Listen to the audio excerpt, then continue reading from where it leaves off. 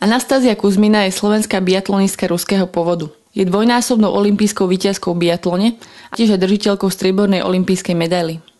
Na zimných olympijských hrách 2010 vo Vancouveri vyhrala zlatú medailu v rýchlostných pretekoch na 7,5 km a striebornú v stíhacích pretekoch na 10 km. Víťazstvo z rýchlostných pretekov následne obhájila na hrách 2014 v Soči. Anastázia Kuzminová sa stala po zápasníkovi Davidovi Musulbesovi druhou športovkyňou, ktorá prijala slovenské občianstvo a získala na olympijských hrách hneď 2 olympijské medaily. Zároveň sa stala v ére samostatného Slovenska prvou ženou, ktorá získala na zimných olympijských hrách olympijskú medailu a vôbec v histórii slovenského športu získala ako jediná žena prvú zlatú medailu na zimných olympijských hrách. Когда я занималась спортом, конечно, nastavali zložné momenty, keď som sa venovala športu, tak boli aj zložité momenty, keď som chcela aj skončiť, ale mama mi vždy hovorila: Nastia, šport je veľmi zložitá vec. Keď sa zdá, že už si na správnej ceste, nastane problém, niekedy treba sa prekonať, zdvihnúť hlavu. Nevzdávať sa a byť sa až do konca. Videla, že človek, teda ja, jej dieťa, som na správnej ceste, starala sa, radila mi. Keď som sa chcela vzdať a zísť z nastolenej cesty, aby som vždy znova a znova s novými psychickými silami a s novým elánom pokračovala vo svojej práci. Jej pôvodné ruské meno je Anastázia Vladimírovna Kuzmina, rodená Šipulinová. V roku 2006 sa na sústredení na lanovke v rakúskom Dachstein zoznámila s Danielom Kuzminom, bývalým ruským a súčasným izraelským reprezentantom v behu na lyžiach, za ktorého sa v apríli 2007 vydala. V júni toho istého roku sa jej narodil syn Jelisej. V decembri 2008 získala slovenské občianstvo a momentálne žije v Banskej Bystrici. Aktívne ovláda slovenský, ruský a anglický jazyk. Vyštudovala právnický inštitút v ruskom Ťumeni. Povolaním je policajtkou Policajného zboru Slovenskej republiky, zároveň pôsobí aj ako trénerka biatlonu. Medzi jej záľuby patrí varenie, hudba a rada sa venuje svojej rodine.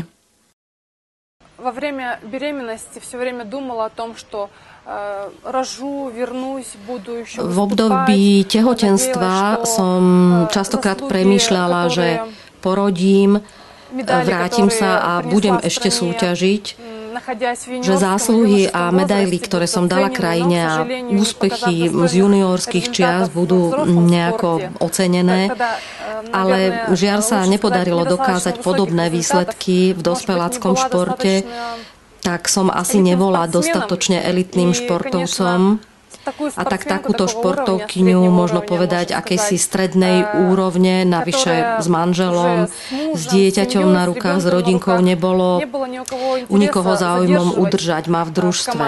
A návrat do reprezentácie a prekonávanie tej dlhej a náročnej cesty bol zložitý. No a muž žil vtedy na Slovensku a my sme prišli po narodení dieťatka z chladnej zimy z Ťumeňa na Slovensko, kde sa o mňa už zaujímali predstavitelia biatlonu a navrhli mi skúsiť spoluprácu. V marci 2010 si prevzala od ministra obrany Slovenskej republiky Jaroslava Bašku pamätnú medailu ministra obrany 3. stupňa a vojenský odznak náčelníka generálneho štábu Slovenskej republiky 1. triedy.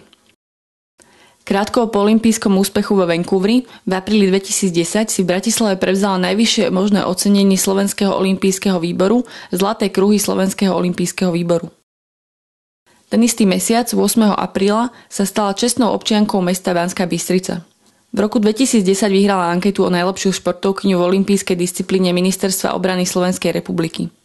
Obhájila tak svoje víťazstvo z roku 2009. Настолько на этапах Кубка мира Svetový pohár zanechal hlboké emócie a pochopenie toho, že človek sa tak dlho snaží a do toho tehotenstvo a narodenie dieťaťa, založenie rodiny To bolo asi tou najťažšou a najdôležitejšou udalosťou na mojej športovej dráhe. A zdalo sa, ako by som si mala oddychnúť alebo sústrediť sa na tieto dôležité veci a myslieť na nejaký iný krok, vydať sa iným smerom.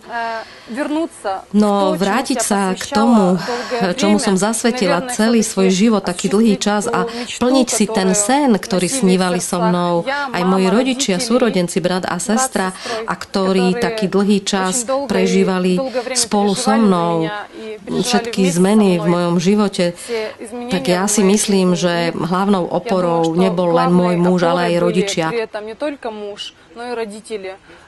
Мама, которая со своим чутьем и пониманием того, что да, дочь выбрала другой Mama, путь, ktorá videla, že jej dcéra sa vybrala ťažkou cestou a nevedí, že nie v Rusku, ale hlavne, že je šťastná, podržala ma a ja som jej za to veľmi vďačná, pretože práve v takých ťažkých chvíľach vtedy cítite, že máte mamu, že máte otca, že máte rodinu. Что да, есть мама, есть поддержка, есть родители.